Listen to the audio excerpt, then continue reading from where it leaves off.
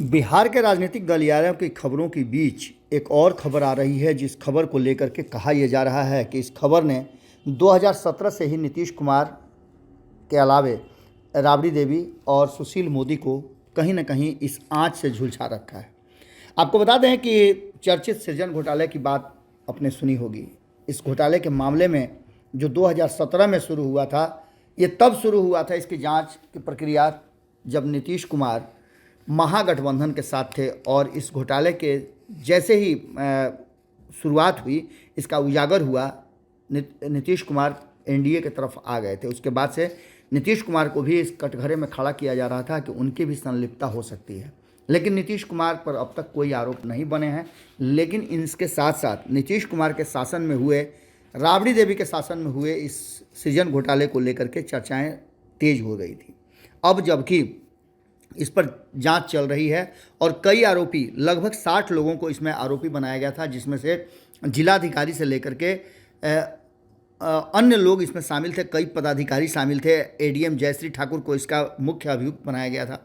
इसके अलावे और भी बहुत सारे ऐसे नाम हैं, लगभग 60 लोगों को इसमें आरोपी बनाया गया था, जिसमें बैंक मैनेजर से लेकर के बाकी के लोग भी शामिल थे।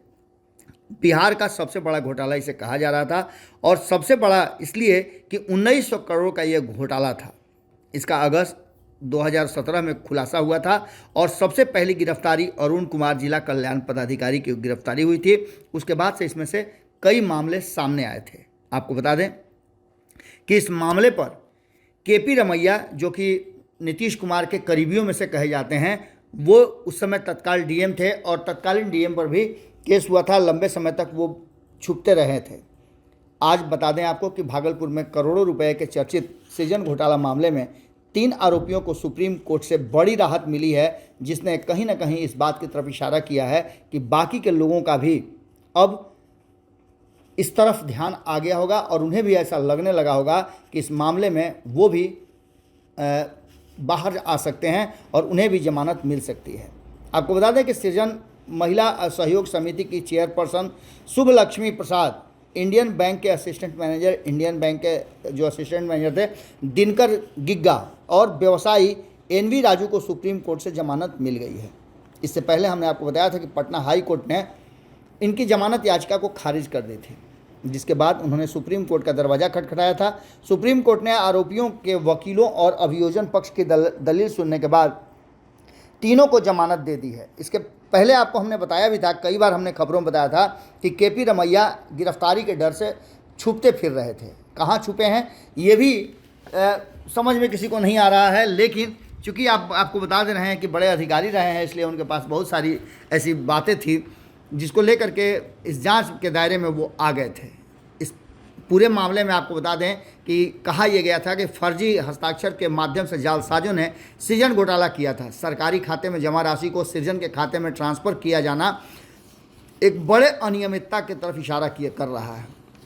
इस मामले में एक आरोपी को 3 साल जेल में रहना पड़ा, तो अन्य आरोपियों को 1.5 साल रहना पड़ा है। इसी मामले में सृजन महिला सहयोग समिति की चेयरपर्सन रही शुभलक्ष्मी को, माफ़ कीजिएगा, जयश्री ठाकुर को इसमें जमानत मिली है। इसके साथ साथ आपको बता दें कि और भी कई आरोपी हैं जिसको लेकर के इस पूरे मामले में जयश्री ठाकुर को, जो तत्काल एडीएम थी, उनके पूरे संपत्ति को, यहाँ तक कि उनके पति, बेटे और बेटी की संपत्ति को भी ईडी ने अटैच कर लिया था। इसके अलावा आपको बता दें कि इन सारे मामलों को लेकर के कई लोग इसमें जद में आए थे, कई लोगों पर आंच आई थी, और इस सृजन महिला सहयोग समिति के चेयरपर्सन शुभलक्ष्मी को जब जमानत मिली, उसके बाद से कई लोगों की आशाएं बंध गई हैं।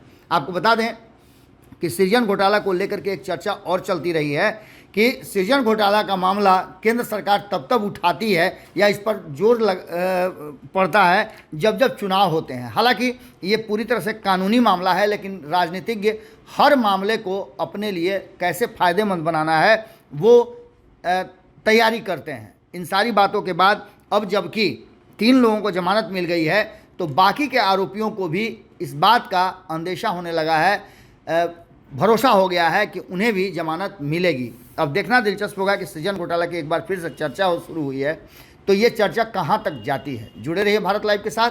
बहुत बहुत धन्यवाद। अगर ये वीडियो पसंद आई और वह बिहार के राजनीति और बिहारियत से सरोकार रखेनी तो सब्सक्राइब बटन दबा के चैनल के सब्सक्राइब कर ली। ओजे एगो घंटी बा, ओकरा बटन दबा देला से कुल सटीक और मारक खबर रुआ मुफ्त में मिल जाई। अगर रुआ पत्रकारिता के हमनी के नया प्रयोग में सहयोग कर चाहतानी तो ज्वाइन बटन दबा दी। पेटीएम नंबर नोट कर ली 9386816700। धन्यवाद।